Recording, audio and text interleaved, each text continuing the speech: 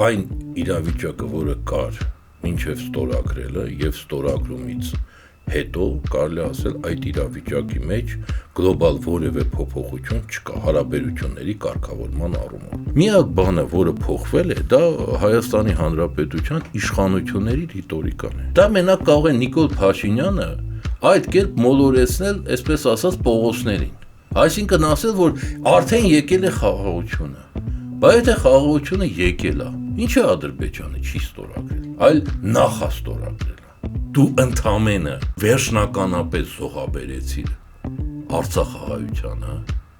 որպիսի օժանդակես հակառուսական ուժերին այս տարածաշրջանում, որպիսի Ռուսաստանը չկարողանա վերահսկել այդ երկու հանգույցը։ Այսինքն դեռ ոչ միայն չի ավարտվել ընդդիմության դաշտի, այսպես ասած, ձևավորումը, դեռ չի սկսվել։ Նիկոլ Փաշինյանը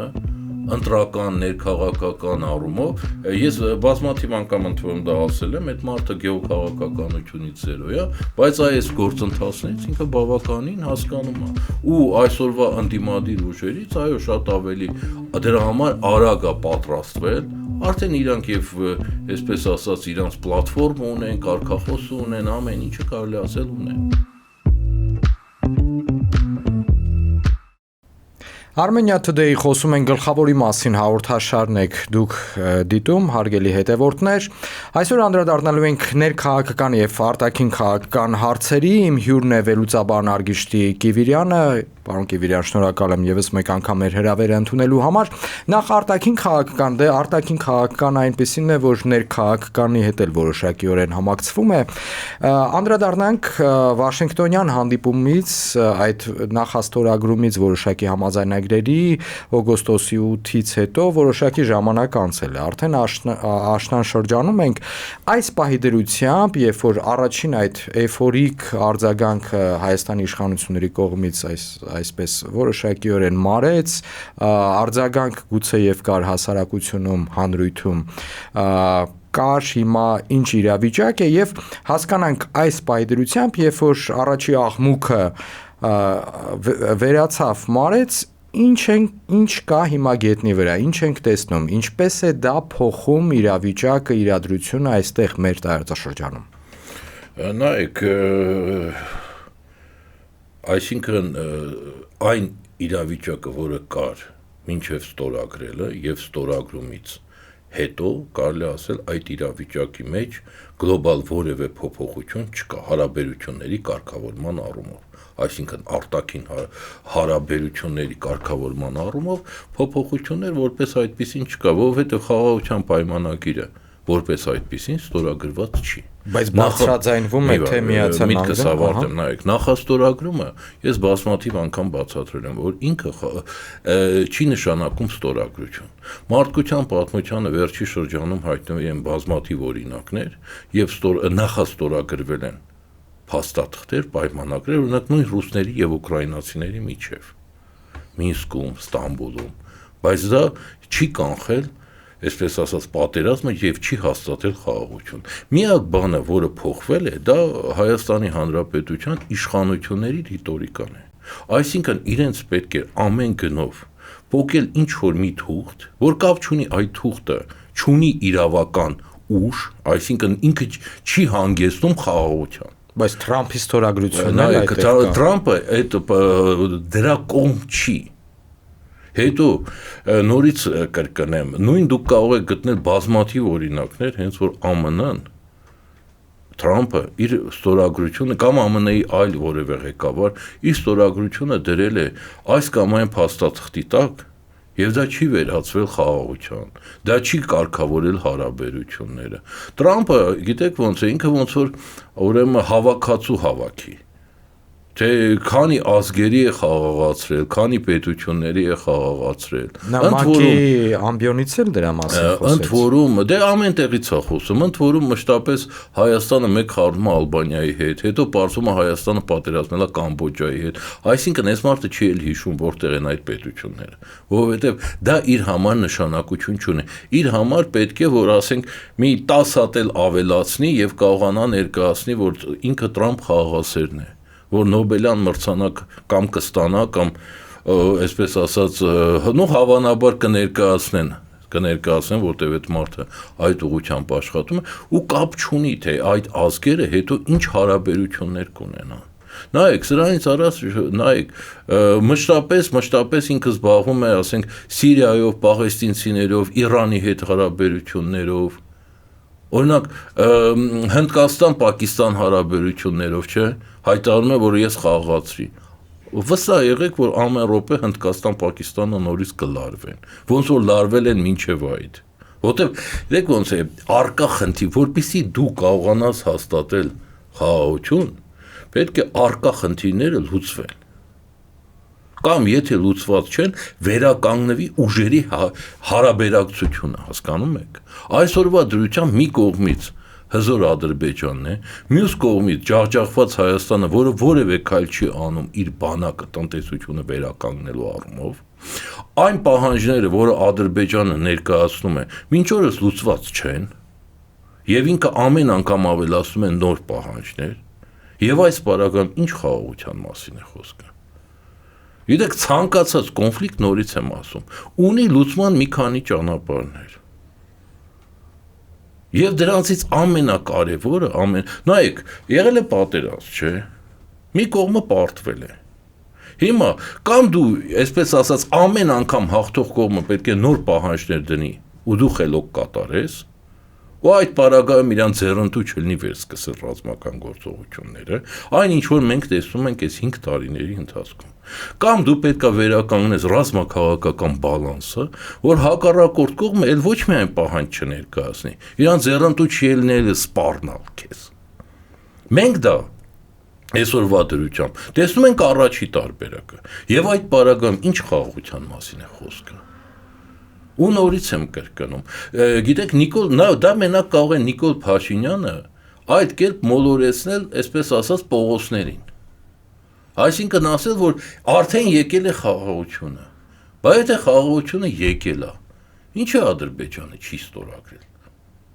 այլ նախաստորագրել է։ Դե եկել է, չէ։ Ընդ որում, այս Վաշինգտոնյան հանդիպումից ամիսներ առաջ, երկար ժամանակ առաջ, ես բացատրում էի, որ Նիկոլ Փաշինյանին ամեն գնով պետք է պոկել ադրբեջանական կողմից ինչ-որ թուղթ, որ կապ չունի դա իրավականություն չունենա, որը ինքը կկարողանա օգտագործել ներքաղաքական հարցերում եւ ընտրությունների նախաշեմին դրանով փորձի մոլորեցնել ժողովրդին։ Այն ինչ որ մենք այսօրվա դրությամբ տեսնում ենք, ու այս քաղաքականությունը դեռ երկար է շարունակվելու։ Այս աղմուկը, որը Նիկոլ Փաշինյանը բարձրացնում է, որ նայեք, սա է խաղաղությունը։ Մենք ապրում ենք խաղաղության դարաշրջանում, մենք սա ենք, այդ ռիտորիկան գնալով ավելի, ոնց ասեմ, ավելի մեծ աղմուկով է Նիկոլ Փաշինյանը աղաղակելու եւ հրամցնելու ընտրողներին։ Պարոն Կիվիրյան, բայց Վաշինգտոնյան փաստաթուղթը կամ փաստաթղթերի փաթեթը ոչ միայն խաղաղության մասին էր, դա մի մեծ նաև, այսպես ասենք, բիզնես նախագիծ է, այստեղ այսպես կոչված ճանապարհ, ենթակառուցվածքներ, թուրք-ադրբեջանական տանդեմը դա որպես կանոն անվանում է Զանգվիզուրի Միջանցք եւ շարունակում է այդպես անվանել դա նույնիսկ երբեմն ուղում են ասում են դուք մի նեղացեք հայեր, մի նեղվեք, դա մենք այդպես ենք անվանում, շարունակում ենք տենց այդպես անվանել։ Մեծ հաշվով դա նաեւ մեծ ճանապարհային քարտեզ է, բառից բուն իմաստով, այլ ոչ թե այսպես փոխադարձաբար մեծ ճանապարհ է կառուցվում, պետք է կառուցվի Հայաստանի հարավով, Սյունիքի մարզի, այսպես Արաքսի հովտով, ափով, կապելով Նախիջևանը, այսինքն Թուրքիան, Նախիջևան մնացած Ադրբեջանի հետ։ Եվ այդպես իբր կապվում է արևելքը արևմուտքի հետ։ Մինչ այդ մենք դուք էլ լավ գիտեք, խոսվում էր, որ եթե այդպիսի ճանապարհ լինի, ապա դրա վերահսկողությունը ըստ 2020 թվականի նոյեմբերի 9-ի հայտարարություն կոչված փաստաթղթի պետք է իրականացնեին ռուսական զինված ուժերը կամ սահմանապահ ուժերը կամ ազգային անվտանգության ստորաբաժանումները։ Հիմա դա իր թևի տակ վերցրել է Միացյալ Նահանգները։ Ինչ է դա փոխում, մեկ, կամ փոխել այս պահի դրությամբ եւ ի վերջո Ռուսաստանն ու Իրանի Իսլամական Հանրապետությունը, որոնք որ բավական բծախնդիր էին այս հարցում, այսպես կոպիտ ասեմ, մարսեցին դա թե ոչ։ Նայեք, սկսենք առաջի ձեր ասած մտքից։ Առաջինը, այս պահին դա բիզնես պրոյեկտ չկա այնտեղ, այնտեղ զուտ կա գեոքաղաքական պրոյեկտ։ Եվ դրա հիմնական թիրախը այս պահի դրությամբ հանդիսանում է Իրանը։ Սրա մասին ես բազմաթիվ անգամ բացատրել եմ եւ դրանով է պայմանավորված Իրանի ագրեսիվ, այսպես ասած, ջղաձիգ հայտարարությունները այս կապակցությամբ։ Նայեք, բիզնես պրոյեկտ, ինչի ինքը բիզնես պրոյեկտ չի, որպես այդպիսի։ Ուրեմն Ադրբեջանը ունի Վրաստանով ճանապարհ դեպի Թուրքիա։ Եվ երկաթգիծ, որը այսքան տարիների ընթացքում ծանրաբեռնված է մոտ 20-30%-ով։ Այսինքն ինքը 100%-ով ծանրաբեռնված չի։ Եթե ինքը 100%-ով ծանրաբեռնված լիներ ու մի քիչ էլ, այսպես ասած, չբավականացնեին իր հզորությունները, այդ ժամանակ իհարկե դա լիովին կդիտարկվեր որպես ձեր ասած բիզնես պրոյեկտ։ Երկրորդը, Իրանը կառուցել է, շարունակում է կառուցել այսպես կոչված Արազի ճանապարհը, որը Ադրբեջանը Իրանի տարածքով կկապի Նախիջևանի հետ։ Դա երկրորդը։ Որպես այլընտրանք, իհարկե, որպես այլընտրանքային ճանապարհ։ Ակնհայտ է, որ այն ինչ որ ընդ որում, նայեք, եթե վերցնենք անգամ Ադրբեջանը Հայաստանի տարածքով, ասենք Թուրքիային կապելու նախագիծը։ Ուրեմն, նայեք, երկաթգծի ճանապարհի առումով, ինչքան կիլոմետր երկարությունը կարճ է, այնքան ինքը տնտեսական առումով ավելի ձեռնտու է, ռենտաբել։ Ուրեմն Ադրբեջանից Հայաստանի տարածքով եթե միանում ենք հարցին, ապա հյուսիսով Հայաստանի շատ ավելի կարճ է, քան թե երբ որ դա անցնում է հարավով, Մեղրիով։ Այսինքն, եթե իրանք դա ձեր ասած նայվել որպես բիզնես պրոյեկտ, ինքը այդ ճանապարհը պետք է անցներ Հայաստանի հյուսիսով եւ միանգամից ուրեմն Գյումրիից հետո միանար Ղարսին։ Այսինքն այն ինչ որ այսօրվա դրությամբ տարվում է առաջ, դա առաջին հերթին գեոքաղաքական պրոյեկտ է։ Թե վաղը ինքը կդառնա տնտեսական, թե չէ, դա դեռ թողնենք մի կողմ։ Եթե այդ դիտանկյունից ենք նայում, պարոն Կիվերյան, ապա այստեղ իհարկե Ռուսաստանի եւ Իրանի Իսլամական Հանրապետության գործոնները պետք է որ մենք էլ հայերս Հայաստանում գտնվող հաշվի առնենք։ Ինչ ենք լսում Մոսկվայից, ինչ ենք լսում Թեհրանից։ Իրենք կրկնում եմ այդ հարցը, մարսում են դա թե ոչ։ Նայեք, այն նախորդ միտքս ավարտելով կամ ձեր հիմա այդ հերթական հարցին, որովհետև իրոք, այսպես ասած, հարցերը բավականին եւ հարցն է ծավալում եւ պատասխաններն է ծավալում։ Հիմա ինչով է սա պայմանավորված։ Պայմանավորված է օրինակ կոնկրետ ամերիկյան նախագիծը։ Պարզ է, որ այնտեղ չեն լինելու ոչ ամերիկյան զինվորականներ, ոչ ամերիկյան հատուկ ծառայությունների, այսպես ասած, ներկայացուցիչներ, ոչ էլ մասնավոր ամերիկյան զինվորական կառույցների ներկայացուցիչներ։ Այնտեղ լինելու են Ամերիկայի, այսպես ասած, էմբլեմայի տակ Իսրայելի հատուկ ծառայությունները։ Ուրեմն կան, նայեք, Իրանի դեմ իրականացվող գործողությունները ցույց տվեցին, որ եթե Իսրայելը ԱՄՆ-ն ուզում են հասնել արդյունքի, ապա իրանք պետք է փորձեն Իրանին մոտենալ ցամաքային տարբերակով։ Այսօրվա դրությամբ մի փորձ իրանք անում են Սիրիայի, Իրաքի տարածքով, այսպես կոչված դրա անունը դրել են Դավիթի միջանցք, եւ երկրորդը դա Հայաստանի այսպես տարածքով ընդཐུպ մոտենալը։ Ընդ որում, սա ինչ որ առումով Ադրբեջանի լոբինգն է, ինչ առումով։ Եթե Ադրբեջանն էր դա անում, ընդ որում Ադրբեջանի տարածքում ստեղծվել են իսրայելական բազմաթիվ հատուկ բազաներ, բայց հարվածը ստանալու է Ադրբեջանը։ Իսկ այս պարագայում փաստացի այս ուժերը այս ուժերը ներքաշում են Հայաստանին Իրանի դեմ հերթական արկածախնդրության, որի մասին ես բազմաթիվ անգամ բացատրել եմ, ավելի մանրակրկիտ։ Հիմա վերադառնանք ռուսական նոյեմբերի 9-ի եւ ներկայիս այդ ամերիկյան պրոյեկտներին։ Եթե դուք նայեք, տարբերությունը մի բանում է, որ այնտեղ դա պետք է հսկեն ռուսական կողմը, այստեղ պետք է հսկեն այսպես կոչված ճակերտավոր ամերիկյան կողմը։ Բայց երկու փաստաթղթում էլ խոսքը նույն բառն է կիրառված՝ անխափան, որը ադրբեջանական կողմը եւ հակառակորդ կողմերը հենց ոնց ուզենան կարող են մեկնաբանել, թե ինչը նկատի ունեն անխափանի։ Մնացած առումով տարբերությունը ընդհանրապես նա է, որ 2020 թվականի նոյեմբերի 9-ի 10-ի փաստաթղթով դա ստանցնել է ռուսական կողմը։ Ընդ որում ես սրա մասին է բազմաթիվ անգամ բացատրել եմ։ Նայեք, նոյեմբերի 9-ի 10-ի փաստաթուղթը ինքը այնպես չէր, որ ինքը հայանպաստ փաստաթուղթ էր, բայց պարտված հայկական կողմի համար դա փրկություն էր։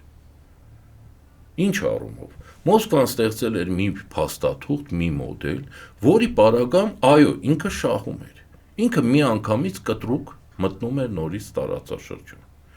Եվ վերցնում էր ստրատեգիական առումով երկու հատ կարևոր հանգույց, մեկը Արցախը, Լաչին հանգույցը, մյուսը Մեղրի հանգույցը, այդ Զանգեզուրի հանգույցը։ Փոխարենը ինքը կանգնացնում էր պատերազմը, ճիշտ է։ Արցախահայությունը մնում էր իր տեղում։ Ադրբեջանը ստանում էր, եթե իպես Նախիջևանի հետ կապը, կոպիտ ասած, նայեք, բոլոր կողմերը ինչ որ առումով մնում են բավարարված։ Հաղթած Ադրբեջանը մնում են իրենց դիրքերում այդ պայմաններությամբ։ Այո, մնում էին իրենց դիրքերում եւ մնում էին բավարարված։ Նայեք, հաղթած Ադրբեջանը ստանում էր ճանապարհը, ճիշտ է։ Ռուսաստանը ոչ միայն ներեցեք պարոն Գևիրյան, որ ընդհատում եմ, ոչ միայն ճանապարհը, նա ստացավ շրջանները, Քաշաթաղը, Քարվաճառը, Աղդամի շրջանը։ Այո, դրանք էլ ստացավ։ Բազմաթիվ բաներ ինքը ստացավ։ Պարտված հայությունը բայց մնում էր Արցախում։ Ու ամենակարևորը, գիտեք, ստեղծվում էր, այսպես ասած, նայեք, ինչի էր այդ ժամանակ կհիշեք 2020 թվականին ռուսական կողմը ասում փակեք կարգավիճակի քննարկման հարցը ընդհանրապես, սառացրեք վիճակը, թողենք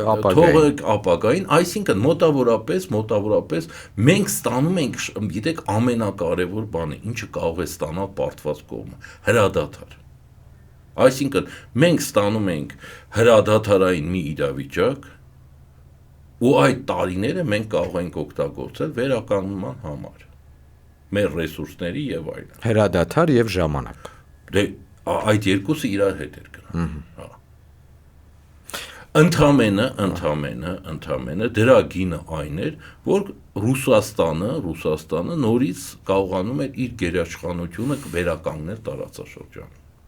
Ու այդ ժամանակ, հենց որ հիշում եք, Նիկոլ Փաշինյանը ինչից սկսվեց նորից լարվածության շքերթը։ 22 թվականից։ Հենց որ Նիկոլ Փաշինյանը կտրուկ կերպով սկսեց բոյկոտել այդ ճանապարհի կետը։ Առաջին անգամ հենց որ ադրբեջանցիները իբր, այսպես ասած, բաներով փակում էին Լաչինը, եւ ամիսներ շարունակ ինչ էր ասում ադրբեջանական կողմը։ Կատարեք այն կետը եւ մենք դուրս կգանք այս ճանապարհից։ Եվ այդ ժամանակ հենց որ Նիկոլ Փաշինյանը սկսեց խոսալ, որ էլ չի լինելու այդ տեղով ճանապարհ, վերջ, այս հարցը փակված է։ Ես բազմաթիվ անգամ բացատրել եմ, որ ոչ։ Հիմա ադրբեջանցի կառույցը օգտագործելով կլուծեն վերջնականապես Արցախահայության հարցը, այս տարածաշրջանից կփորձեն հանել ռուսներին ու նորից կբարձրացնեն միջանցք ճանապարհի հարցը։ Եվ մենք հիմա տեսնում ենք այդ իրավիճակը։ Արցախը դատարկվեց, ռուսները հեռացան, ռուսական պրոյեկտը փլուզվեց, Ռուսաստանի ազդեցությունը նվազեց, ինչ շահեց Հայաստանը։ Իշխանությունը կասեն խաղաղություն։ Ուրեմն այդ խաղաղությունը նոյեմբերի 9-ի 10-ի փաստաթղթով անկախություն եւ խաղաղություն դու ստանում էիր նոյեմբերի 9-ի 10-ի փաստաթղթով, բայց պահում էիր Արցախահայությանը իր բնորանում։ Դու ընդամենը վերջնականապես զոհաբերեցիր Արցախահայությանը, որպիսի օժանդակես հակառուսական ուժերին այս տարածաշրջանում, որպիսի Ռուսաստանը չկարողանա վերահսկել այդ երկու հանգույցը։ Ու հիմա հանձնում ես Զանգեզուր միջանցք ճանապարհի վերահսկողությունը անհայտ ինչ-որ կառույցի, որը հանդես է գալու ամերիկյան, այսպես ասենք, ամերիկյան դրոշի տակ, բայց որը քեզ փորձելու է ներքաշել Իրանի դեմ լարվածություն հակամարտության մեջ։ Պարոն Կիվիրյան, ինչպես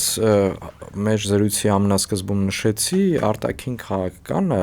նաև կապակցվում է եւ զուգահեռվում է ներքաղաքականի հետ։ Այո, այդ խաղաղություն եզրույթը, որ խաղաղություն ենք բերել այսինչ նախագծերով կամ փաստաթղթերով, առաջին հերթին, եթե այսպես չակերտավոր ենք ասում, վաճառվում է ներքաղաքական, այսինքն ներհասարակական Հայաստանի ներսում։ Հայաստանի ներսում ոչ միայն իշխանությունները նշում են խաղաղության մասին, այլ իհարկե մենք լավ գիտենք, որ նախընտրական տարի է, նաև 4-րդ հանրապետության մասին։ Այստեղ դարձյալ զուգահեռվում է Սահմանադրության փոփոխություն։ Սահմանադրության փոփոխությունը առաջին հերթին մեզանից պահանջում է Ադրբեջանը։ Ալիևը բազմիցս է դրա մասին խոսել նախորդ տարիներին, որ ձեր սահմանադրությունը մեզ համար սպառնալիք է, շարունակում է սպառնալիք մնալ։ Այդ հարցը լուծեք։ Մեզ իհարկե այդպես չեն ներկայացնում, իշխանությունները հավաստիացնում են, որ եթե ձեռնարկում են սահմանադրության փոփոխություն, ապա դա պայմանավորված չի Ադրբեջանի կամ մեկ այլ կողմի պահանջով։ Դա մեր ներքին, ներհայաստանյան օրակարգի հարցերն են եւ այլն։ Մենք գնում ենք 4-րդ հանրապետություն ստեղծելուն, հիմնելուն։ Նայեք, ընդհանրապես առաջի հանրապետություն, երկրորդ, երրորդ, չորրորդ, այդ տերմինոլոգիան, եթե պատմությանը նայենք Ֆրանսիայի հանրապետությունը Ֆրանսիայից է գալիս, եւ այնտեղ փոփոխությունը եղել է հենց որ, այսպես ասենք, սահմանադրական կարգեր են փոխվել։ Այսինքն միապետությունից հետո անցել են հանրապետության, հետո նորից միապետության Նապոլեոնի ժամանակաշրջանը, հետո եղել է, այսպես ասենք, բանի վերականգնում, ինչ որ մի պահ Նապոլեոն երրորդի նորից միապետության եւ այդպես ըստ դրա թվարկել են իրանք։ Հիմա հայկական իրականության մեջ, հենց որ Նիկոլ Փաշինյանը երրորդից անցնում է չորրորդը, ընդամենը ակնհայտ է մի բան. երրորդ հանրապետությունը մշտապես իրեն հիշացնում է թե ուրեմն Արցախահայությանը։ Իրան հիշացնում է Արցախը, որտեղ միշտ դիտարկում էր համատեղ, ճիշտ է։ Այսինքն իրեն միշտ հիշացնում է այն աղետը, որը ինքը իրականացրել է հայ ժողովրդի գլխին։ Եվ եթե նայենք իր տրամաբանությամբ, ես մի անգամ ասել եմ, ուրեմն Արցախով երրորդ էր, առանց Արցախի չորրորդն է։ Վաղը ինքը իր քաղաքականության արդյունքում կգնի Սյունիքը, կսարքի 5-րդ հանրապետություն, կգնի Գեղարքունիքը, կսարքի 6-րդ, հետո ասենք Շիրակը կգնի 7-րդ, հասկանում եք։ Այսինքն իրականության մեջ 4-րդ հանրապետություն, որ ինքը ասում է, ու մշտապես հիմա դարձել է, այսպես ասած, մատի պատատան, դա կարելի է բնորոշել իր քաղաքականության արդյունքը, անում եք, որ հայությունը կորցրել է իր բնորաններից մեկը Արցախը, որտեղ հայությունը իր ձևավորման օրվանից ապրել է հազարամյակներով։ Այլ կերպ ինքը ոնց ուզում է բացատրի, չի ստացվել։ Եվ հավանաբար այն, որ մշտապես երրորդ հանրապետությունը իրեն հիշացնում էր այդ իր վարած քաղաքականության հետևանքների մասին, ինքը որոշել է այդ ձևով փակել այդ էջը։ Համառորեն չհասկանալով, որ այդ էջը անհնար է փակել։ Կլինի ինքը, չի լինի ինքը, հայությունը մշտապես դա հիշելու է, որովհետև դա այն աղետը չի, որ հայությունը մոռանա։ Կոնկրետ սահմանադրության բան, եւ ակնհայտ է, որ սահմանադրության պահանջը դրել է ադրբեջանական կողմը։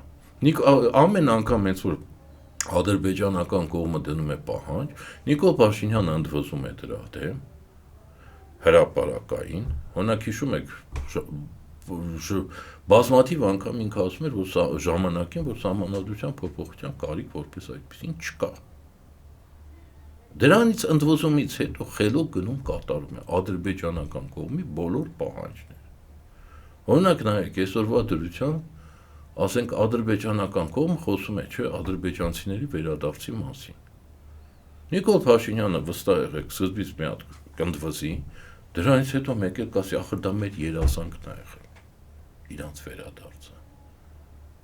Ախր մենք միշտ երազել ենք դրա մասին, այդ օրվա մասին, որ դրոշներով, ծաղիկներով դիմավոր ենք, ես ինչ եք ասում, ինչ ադրբեջանական պահանջ։ Դա մեր մանկության երազանքն է։ Ես ծնվել եմ, ուզեցել եմ իրանք այսպես, նու չէ, հենց որ ծնվել է, իրանք դեռ այստեղ էին, ասենք համասանս ավարտել եմ, երազել եմ, որ չնայած երեխություն համասանը չի էլ ավարտել, վերջը, ամուսնանալուց երազում էի, որ իրանք ծաղիկներով կան։ Այ գիտեք ոնց է, ինքը կներկայացնի ինչ-որ նմանատիպ ձևով, ոնց որ մշտապես անում է, հասկացեք, բանը, ուրեմն ադրբեջանական կողմը հոյակապ հասկանում է սահմանադրությունը, սպառնում թե չի սպառնում, նայեք, թուղթը չի սպառնում, գիտեք ինչն է Ադրբեջանին սպառնում, իրական, Ադրբեջանին սպառնում է, եթե հայությունը վերականգնի ռազմաքաղաքական բալանսը, ուրեմն դուք սրանից ուղիղ թող հայ ժողովուրդը եզրակացնի, եթե Ադրբեջանը իբր նման կոշտ ձևով պայքարում է թղթի դեմ, ես բազմաթիվ անգամ բացատրել եմ, Ադրբեջանը երբևիցե չի թողնելու, որ Հայաստանի Հանրապետությունը զարգանա, որովհետև Հայաստանի Հանրապետությունը եթե զարգանա, եթե Հայաստանի Հանրապետությունը կարողանա որտեղ զարգացման առումով են վերականգնել ռազմաքաղաքական բալանսը, դա սպառնալիք է Ադրբեջանի, դա է իրական սպառնալիքը, եւ եթե ինքը այդ ձևով պայքարում է թղթի դեմ, ինքը ատամներով կպայքարի հացանկացած հայկական գործողության դեմ ներսում, որը կարող է բերել Հայաստանի զարգացման։ Ինչ ենք մենք տեսնում իրականում։ Մենք տեսնում ենք, որ իրականում Հայաստանի գործող իշխանությունը, բացի 4-րդ հանրապետություն կոչվածի մասին խոսելիս, խոսում է իրական Հայաստան գաղափարախոսության մասին։ Այդպես գնում են նաև ընտրությունների։ Ինչ է դա իրական Հայաստանի տակ մենք ինչ ենք հասկանում հիմա եւ ինչ է հասկանում մեր համաքաղաքացին։ Պարոն Կիվիրյան, ուրեմն դա Նիկոլ Փաշինյանի հերթական մանիպուլյացիաներից է։ Ստեղծել ինչ որ մանիպուլյատիվ աշխարհ, բոլորին մտցնել այդ աշխարհը մեջ։ Ոնց է դերասանը թատրոնում։ Որևէ դրական դերասանը թատրոնում ինչ է անում։ Ինքը խաղալով հանդիսատեսին մտցնում է այդ աշխարհի մեջ, չէ։ Գրավում է նրա ուշադրությունը, որ այս աշխարհն է։ Եվ մարդիկ կլանված փորձում են կտրվել իրականություն։ Հիմա մեր հանրույթը կտրվում։ Ես ասել եմ Նիկոլ Փաշինյանը, իդեմս Նիկոլ Փաշինյանի հայկական բեմը կորցել է բավականին տաղանդավոր դերասանի։ Օրինակ, հենց որ վերջի ելույթներ նայում էի ՔՊ-ի համաժողովում, ծնկաչոք, այսպես տարբեր ռևերսներ իրականացնելով, ակնհայտ երևում է իր, այսպես ասած, դերասանական ձիրքը եւ տաղանդը։ Այս նույն սկզբունքով ոնց որ դերասանն է, չէ, թատրոնում, դերասանները հանդիսատեսին փորձում են մտցնել իրանց միֆական աշխարհի մեջ, որտեղ իրանք խաղում են։ Այս նույն ձևով Նիկոլ Փաշինյանն է փորձում հայությանը մտցնել դրա մեջ։ Հասկանում եք, նայեք, այնպես է ստացվում, որ իբր մինչև Իրան բոլոր իշխանությունները թուրը թվանքը վերցած գնում էին Տիգրան Մեծի Հայաստան վերականգնելու ու մեկ էլ եկավ ինքը ասեց դա չի կարելի, դա սենց է, նենց է։ Հայաստանի որևէ ղեկավար չի զբաղվել, այսպես ասած, պատմական ինչ-որ Հայաստանով։ Հայաստանի բոլոր, ասենք, ինչա, դուք նայեք, վերցնենք նախկին Սերժ Սարգսյանին, անկախ իր ամեն, ինչա դրած, ասենք, թուր թվանքով ընկել Վաներ ասա։ Հակառակը թուրքերին կանչել էր, անգամ այսպես Ծիծեռնակաբերդի լույսերն էին անջատել։ Այսօրվա դրությամբ, ասենք, Նիկոլ Փաշինյանը անձնագրի մեջից է հանում Արարատի պատկերը, նա ֆուտբոլիստների, այսպես ասած, Արարատ ֆուտբոլային ակումբի զինանշանի վրայից էր հանել, հիշում եք։ Այսինքն այսօր քաղաքականությունն է գլոբալ առումով վարվել, ուղղակի Սերժ Սարգսյանը այդքան դերասանական տաղանդ չուներ, որ ինքը կարողանար ստեղծել այդպես կերպարներ, պատմական, որ իրական, հասկանում եք։ Իրական, որ նայեք նույն քաղաքականությունն է վարվել, ոնց որ ապիկար քաղաքականություն։ Որովհետև դու անում ես նման քայլեր, անգամ արդյունքի չես հասնում։ Ու նույնը անում է Նիկոլ Փաշինյանը այսօրվա դրությամբ։ Ու այս պարագայում, գիտեք ոնց է, սա ընդամենը հանդիսատեսին, այսինքն տվյալ դեպքում հայ ժողովրդին, մոլորեցնելու ինչ-որ ֆռիկ է։ Ոչ ավել։ Ամբողջ այդ ստրատեգիան այդ նպատակ ունի։ Հայկական հասարակության մեջ չի եղել այտենց իշխանություն, որ դնի նման նպատակ, Վանը, Ղարսը, Կիլիկյան ազատագրելու։ Ինչ պատմական, ասենք մենք փոխարինում ենք պատմականը իրականով։ Պարոն Կիվիրյան, նախընտրական տարի է, ճիշտ է, դեռևս բավական ժամանակ կա, մենք դարձյալ հնարավորություն կունենանք դրա մասին խոսելու, բայց այս պայդրությամբ մոտավոր ուրվագծվում են հիմնական մասնակիցների ինչ-որ մի շարք։ Ինչ ենք մենք տեսնում, այստեղ ուժերի բալանսի մասին ինչ կարող եք ասել և ով ինչ հնարավորություն ունի այս պահի դրությամբ։ Նայեք, այս պահին ընտրություններին ագրեսիվ կերպով արդեն մասնակցում է Նիկոլ Փաշինյանը։ Ընդդիմության մեջ ձեր ասած այդ ուժերի ձևավորումը դեռ ոչ միայն չի ավարտվել, դեռ չի սկսվել։ Դրա համար ես չեմ ուզի այսօրվա դրությամբ կանխագուշակել, թե ով ում հետ է գնալու, որ անվան տակ է գնալու։ Բայց բոլորը կարծես ընդդիմադիր ուժերի, հիմնական ուժերի խոսում են միասնականության կարևորության մասին, անհրաժեշտության մասին։ Նայեք, հիմա խոսալը, թե վերջում ինչ տեսքով կգնան, դրանք լրիվ տարբեր բաներ են։ Օրինակ, նայեք, հիմա Գագիկ Ծառուկյանը ասեց, որ ինքը մասնակցելու է։ Օրինակ դուք տեղյակ եք ինչ կուսակցությունով է մասնակցելու։ Առաջարկ Հայաստանին, այդպես է կոչվում։ Կարող Դաշինքով է մասնակցում, չէ՞։ Դե վերջնականորեն այսինքն դեռ ոչ միայն չի ավարտվել ընդդիմության դաշտի, այսպես ասած, ձևավորումը, դեռ չի սկսվել։ Ի տարբերություն Նիկոլ Փաշինյանի, ընդդիմությունը դեռ ընտրական մրցավազքի մեջ չի մտել։ Առավել ևս դեռ օրինակ, նայեք, Սերժ Սարգսյանին դեռ գնաց իմպիչմենտ են փորձում բրդել առաջ, չէ՞ իբր։ Այսօրվա դրությամբ Հայաստան դաշինքը ասեց, որ ինքը միանում է։ Եթե դու հավատում ես իմպիչմենտին, էլ ինչ ընտրության մասին է խոսքը։ Անում ես։ Այսինքն դա մոտավորապես որն է, որ եթե դու ուրեմն հավատում ես Աստծուն, չէ,